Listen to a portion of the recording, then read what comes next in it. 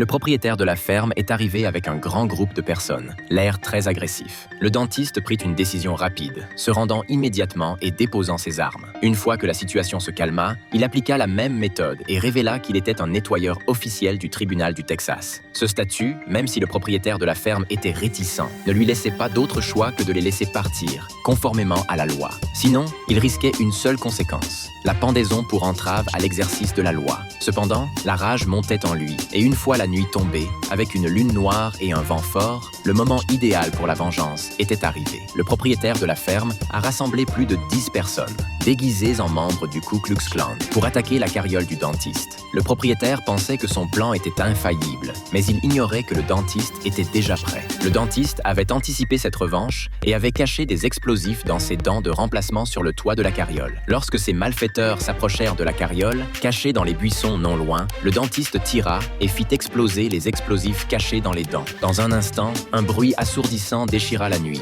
et une lumière aveuglante s'éleva dans le ciel. Le propriétaire de la ferme et ses hommes furent projetés dans toutes les directions, leurs corps éparpillés partout. Après l'incident, il invita sincèrement Django à devenir son partenaire de chasse pour traquer des criminels recherchés et collecter des primes.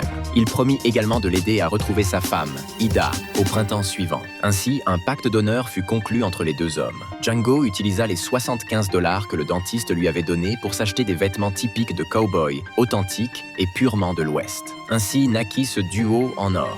Cependant, la première leçon du dentiste ne tarda pas à mettre Django dans l'embarras.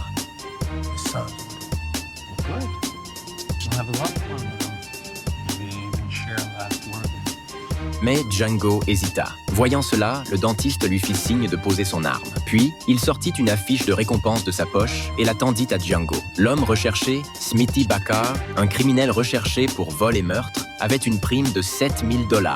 Si Django voulait de l'argent pour sauver sa femme, il ne pouvait se permettre d'être indécis. Il prit une profonde inspiration, remit l'arme en position et d'un coup de feu, la prime de 7 000 $ fut remportée. Le dentiste a remis le mandat d'arrêt à Django. Sous l'entraînement minutieux du dentiste, Django devint un tireur d'élite hors pair. L'hiver passa et le printemps arriva, et les deux firent fortune. Fidèle à sa promesse, le dentiste emmena Django au marché aux esclaves de Greenville, dans le Mississippi. Le dentiste trouva rapidement la trace de Ida dans les registres de vente des esclaves. Elle avait été vendue au propriétaire de la 4e plus grande plantation du Mississippi, Candy, un héritier de famille, célèbre pour son comportement extrême, sa cruauté et ses tendances psychopathiques.